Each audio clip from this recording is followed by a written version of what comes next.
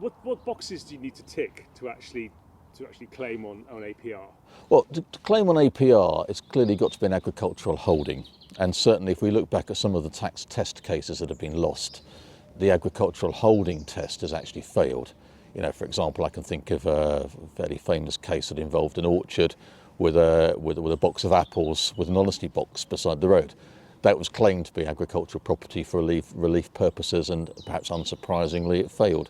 The only thing that surprises me about that case is how far up the legal system it went before failing. So, yeah, we've got to establish an agricultural holding. There has to be an agricultural purpose behind the asset. Next thing I'd actually say is actually focus on where the asset value sits. If we're talking about a reasonably small farm, you know, maybe up to the 100 acres, there's going to be a disproportionate amount of value in the farmhouse. To what extent does that farmhouse qualify for agricultural property? And quite commonly we're having discussions around is the house itself a farmhouse, or is it a house on a farm? And there's quite a clear distinction there. And the more evidence there is and the more purpose there is of the farmhouse being used in the course of farming, you know, if using the stereotypical example, the lamb being bottle fed in front of the Arga, we've all seen the picture postcards of that. That sort of thing is important, provided that it in itself isn't artificial and it fits the overall picture. If the farmhouse is being used, and increasingly we're seeing small holdings that are going back to what they would have been a few years ago, perhaps with multiple income sources. Perhaps there's honey being produced in hives on the fields.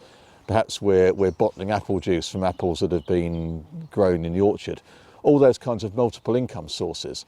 If we can actually focus those income sources in the farmhouse, then basically we're strengthening our case. It's also true to say, does the farmhouse actually fit in character to the size farm?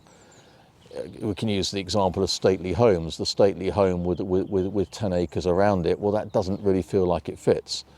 But the other extreme is a farm worker's cottage with the cattle grazing in the front garden, the boots drying in front of the fire, and no real sort of living room. That's the other end of the spectrum. Well, clearly that does feel like a farmhouse. Most farmhouses probably fit between those two examples, and generally the advice is the more that the client can actually make it fit towards the farm worker cottage and less towards a stately home, the stronger the case is going to be. It's also true to say that HMRC do look at commercial reality. Does the farm holding in its commercial operation support the size farmhouse that we're talking about? And again, going back to the stately home, clearly that with a few hundred acres it won't, but the farm worker's cottage with the same holding will. And it's trying to use the man on a Clapham omnibus is a much overused legal expression, but if you can bring that into the rural environment, the man driving up into the farmyard with his woolly boots on, will he see something and think that looks like a farmhouse or not?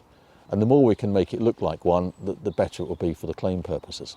So who's actually making that decision? Who comes and does the assessment? Well, initially, when we're talking about the agricultural property relief being claimed, it's a decision for the executors to take when they make their inheritance tax return to HMRC. And they've got to be reasonably comfortable that actually it ticks the right boxes and fits the criteria in the first instance. Then it's up to HMRC to challenge or not the inheritance tax return that's been made. During the post-COVID era, we haven't seen many challenges from HMRC. We're seeing progressively more. They are waking up, perhaps it's time that they did in some respects. They are waking up and challenging claims. Then what happens is HMRC will engage in correspondence with the agent who's put the probate forms in. There will be some degree of exchange of communication, exchange of correspondence, trying to convince each party of the respective merits.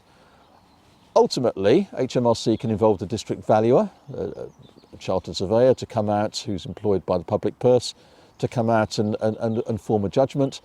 If that doesn't work, then ultimately we could be looking at the judicial system. And that's certainly where some of our leading cases have come from. Okay.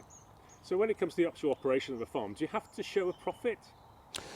It helps if one does, because if we're trying to make the commercial agricultural unit test then actually if we're not making a profit, it's quite hard to argue the case that it's an agricultural unit. But there is the expectation, particularly if the owner's only been farming for a relatively short period, it will take time to establish a profitable farming line, particularly if there's livestock as part of that. And it's interesting, if we look at the so-called hobby farming rules, which are an income tax test rather than an inheritance tax test, they do allow for 6 years of losses before actually you statutorily lose the ability to gain income tax loss relief in year 7. So that gives you a pointer that yes, it's helpful to have a plan to show a profit, in fact probably essential to show a plan of having a profit, but it's not necessarily fatal if you haven't done in the more recent years. It's also true to say, as we well know, farming's had a tough time in the last few years. We've had, if you're in cereals, we've had drought, we've had loss of single farm payment, livestock, you've had feed prices going through the roof of late, all sorts of issues around farming. It may well be that a perfectly profitable farm historically has in recent years not been where we want it to be. Okay, but there's got to be inputs and there's got to be outputs, basically. That's right. And I know you're saying about the 6 years, that's sort of leading towards the idea of actually building a herd or building a flock, is that right? Yeah, that's correct. And in terms of building a flock, there is actually the ability to extend the 6 years beyond the 6-year test. But basically, it's every case is on its merits to a point, and it's, I think when arguing the case, it's having a plan of what you're trying to argue towards. It's also interesting that the profit is defined as profit before capital allowances or depreciation, so it is actually a cash generative profit, not necessarily an accounting profit in the way that accountants might necessarily measure it.